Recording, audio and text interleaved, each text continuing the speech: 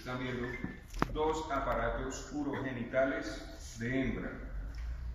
El de su derecha, el de la derecha de ustedes, es de bovino, es decir, el del lado de allá, y el que está cerca a mí es el de equino, vaca y yegua, ¿no es cierto?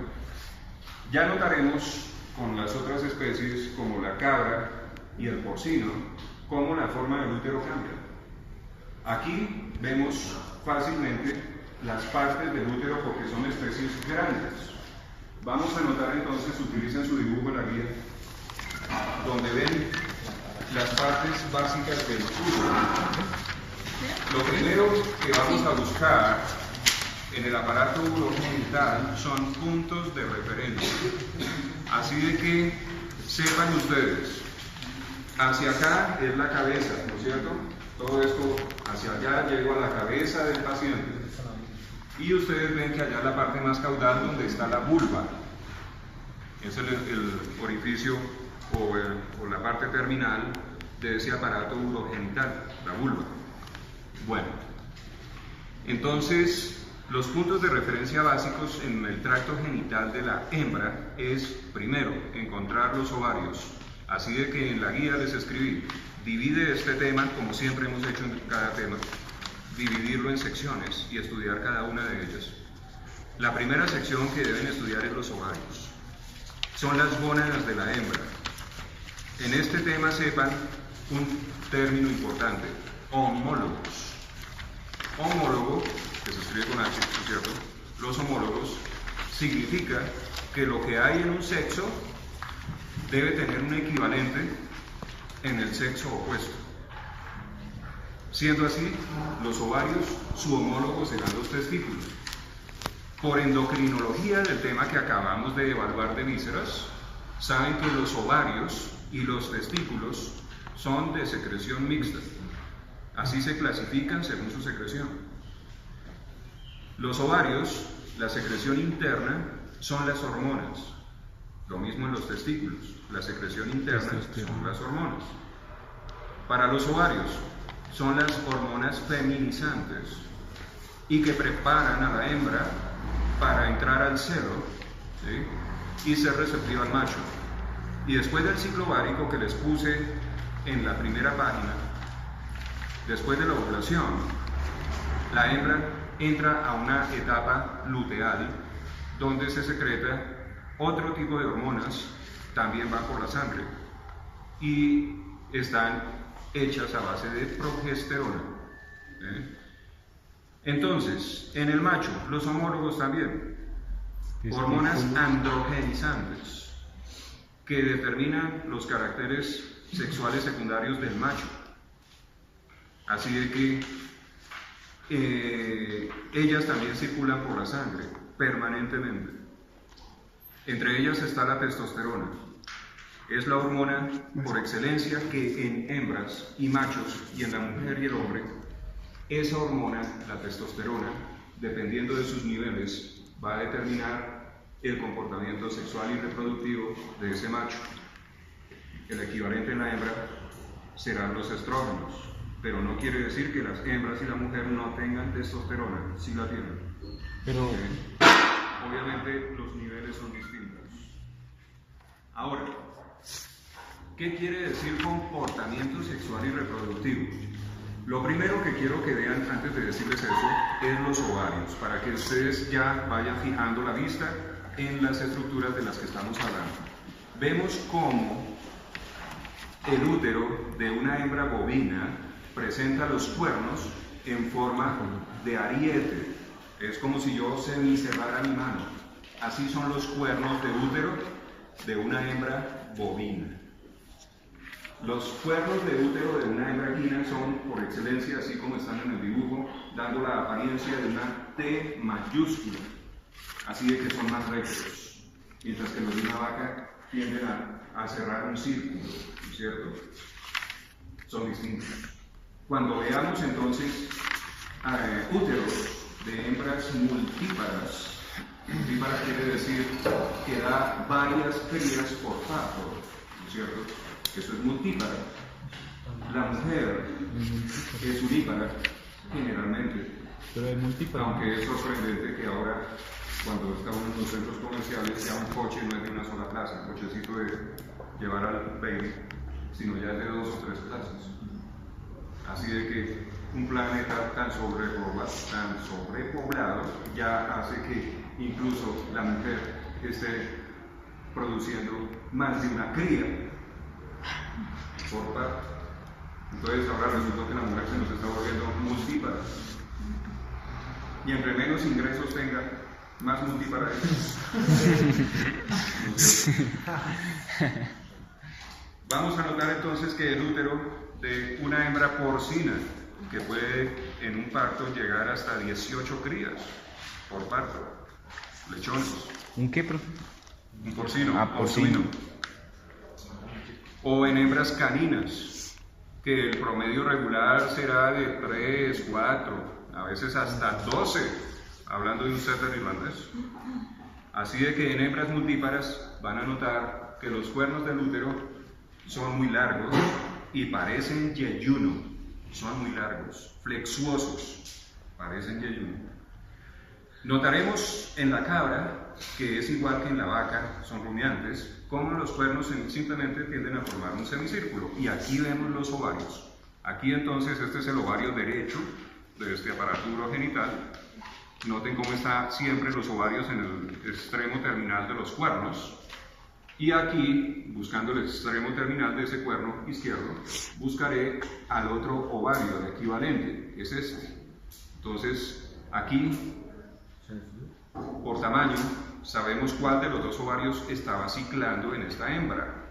¿Cuál? El derecho. ¿El izquierdo o el derecho? El derecho. Aquí vemos que El izquierdo es más pequeño. ¿Qué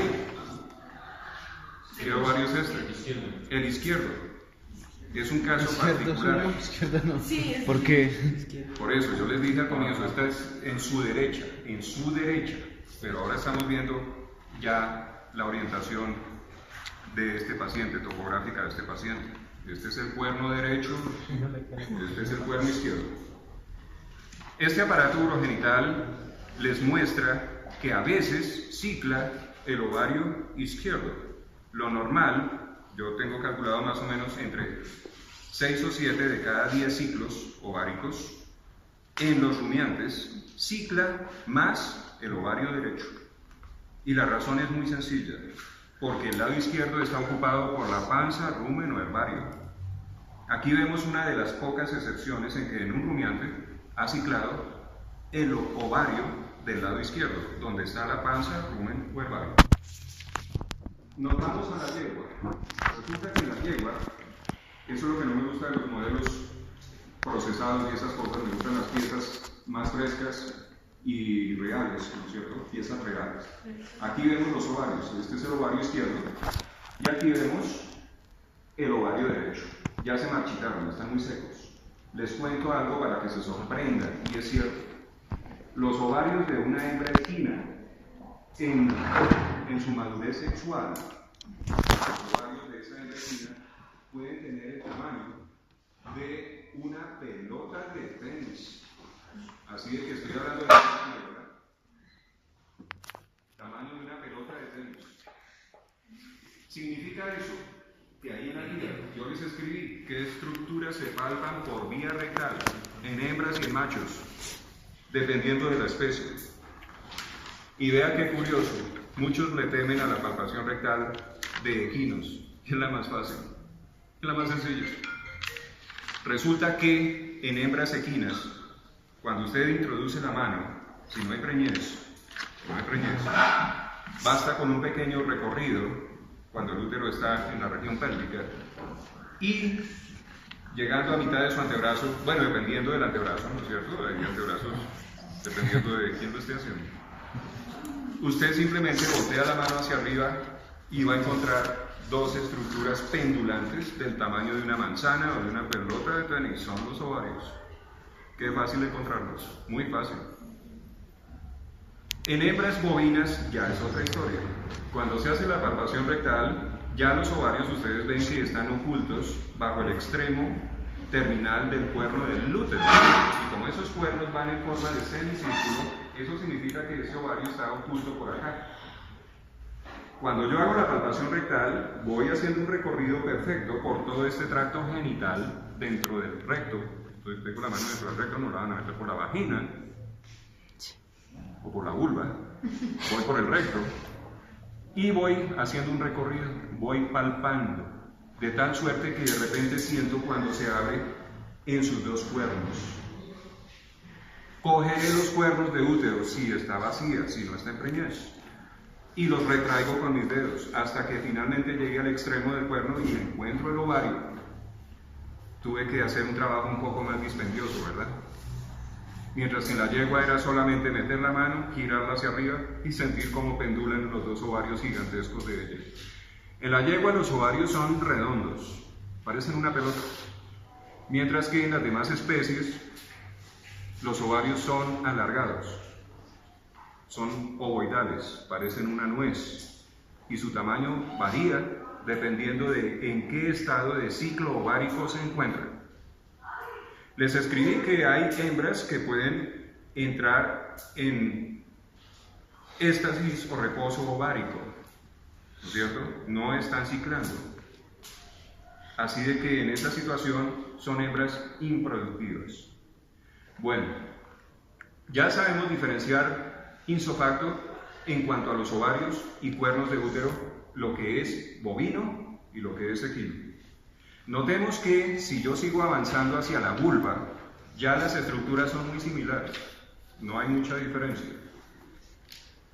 Pero como estamos tratando desde un comienzo de diferenciar quién es quién, noten que la vulva de la hembra bovina es pigmentada, puede tener manchas, tiene pelo, mientras que la vulva de una hembra equina siempre es pigmentada, ¿no es cierto? Es negra, ¿sí? Es negra. Aquí entonces esto me demuestra que esto es una hembra bovina, con razón veía tan pequeños los ovarios. Esta es bovina, esa es bovina. Ambas son bovinas. Entonces acá vemos los labios vulvares de la hembra equina totalmente pigmentados, negros, ¿no es cierto? Y carentes de pelo. No hay esa pilosidad que vemos en esos dos aparatos urogenitales. Así de que piense cómo cambia cuando se marchita un aparato genital, cuando se seca, se retrae. Estos son aparatos que ya tengo guardados hace unos años. Entonces se pierde la proporción. Aquí vemos el ovario izquierdo, piense que aún sigue siendo grande comparado con el de la vaca. Y aquí vemos el ovario derecho. Este aparato urogenital Es de vaca. ¿es de quién?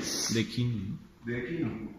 Ahí ven que salta a la vista la pigmentación completa, Negra. homogénea de la piel de la vulva. Vemos los cuernos de útero que son rectos, ¿no es cierto? Ente. No hacen esa elongación curva que ocurre en la hembra de vaca. Entonces estamos viendo allá dos de vaca y acá tenemos dos de yegua, ¿vale? Bueno, entonces les estaba hablando de las glándulas y todavía no quiero pasar al tracto genital. Ovarios y testículos determinan comportamiento sexual y reproductivo. Comportamiento sexual quiere decir si acepta al sexo opuesto o no lo acepta. Yo soy chapado a la antigua, todavía hablo de los sexos, ¿no es cierto? Entonces, si la hembra acepta al macho o si el macho tiene suficiente testosterona para sentir el líbido sexual y ser atraído por la hembra. Eso es comportamiento sexual. Comportamiento reproductivo significa si esa hembra o si ese macho es fértil. Entonces, habrá muchas causas de infertilidad, tanto en hembras como en machos, y saben que todo lo que vemos acá aplica en humanos. Y las causas prácticamente son las mismas, pueden ser incluso hasta nutricionales. Entonces, comportamiento reproductivo es eso, si es fértil o si no es fértil. Los invito a leer en la guía cuáles son las causas que a nivel anatómico, hoy no, pero lo van a leer en su casita, para eso llevan la guía, cuáles son las causas a nivel anatómico que pueden producir anestro en una hembra, es decir, que no entra en celo. Cuando entra en celo quiere decir que los estrógenos están muy altos Generalmente eso ocurre antes de la ovulación para que acepte al macho y sea fecundada o concebida. Y lo mismo en el macho, ¿no es cierto? ¿Qué pasará cuando hay, por ejemplo, retención testicular? Y los testículos quedan retenidos dentro del abdomen, no descienden. Ustedes saben que nosotros, cuando nacimos, nuestros testículos estaban adentro del abdomen y se requiere un tiempo para que ellos desciendan al escroto finalmente. Igual ocurre en muchos animales. Vieron particularmente cómo en las aves los testículos son enormes, gigantescos, y siempre están dentro del abdomen. Qué curioso, porque en un mamífero los testículos retenidos dentro del abdomen no producen espermatozoides. Solo los que están retenidos. Solo los que descienden al escroto. La temperatura es definitiva. Si el testículo está dentro del abdomen, está muy caliente. No produce espermatozoides, pero sí produce testosterona. Así de que ese individuo macho sentirá líbido, deseo sexual, pero no es fértil. O sea, no, ahí Mientras que las aves, vieron qué particular es que ellas sí tienen los testículos, los machos, dentro del abdomen, dentro de la cavidad celómica o visceral, porque acuérdense que no hay, podemos hablar de diferenciación exacta de tórax y abdomen, y sí producen cantidad tremenda de espermatozoides. Bueno, veamos ahora en la hembra lo que es el tracto genital. Entonces, el tracto genital ya es una serie de conductos que después de los ovarios van a llevar de manera indirecta o a comunicar de manera indirecta al ovario con el exterior. En orden de aparición, ustedes pueden ver en el dibujo que después del ovario, aquí vemos los ovarios, usemos los más grandecitos, por este aparato por ejemplo. Después de esos ovarios, aparece un conducto del diámetro de una mina de esfero o de una mina de lápiz. Aquí lo alcanzan a ver con seguridad, ustedes pueden hacer zoom con su cámara, ¿cierto? Y lo estoy montando sobre mis dedos. Ese conducto blanco que ven ahí, como una lombriz, es la salpinge, o trompa uterina, o trompa de falopio. Es el extremo o la parte del útero más estrecha, porque es la manera de garantizar que en ese lugar sea fecundado el óvulo. Así de que el ovario produce un óvulo o varios óvulos, salen de esa glándula, entran a la salpinge y en esa salpinge esperan unos días, dependiendo de la especie, para ser fecundados por el espermatozoide, que hace un gigantesco recorrido. En el aparato genital masculino hace un recorrido de, yo diría que alcanza unos 2 kilómetros. Y después recorre en el aparato copulador del macho hasta la vagina o hasta dentro del útero, dependiendo de la especie. Entonces, ese espermatozoide, fíjense la cantidad de obstáculos que debe librar para llegar a fecundar o a concebir a ese óvulo. Entonces, ahí es donde se realiza la fecundación o concepción en todas las especies. En la mujer, curiosamente, no hay cuernos de útero. Simplemente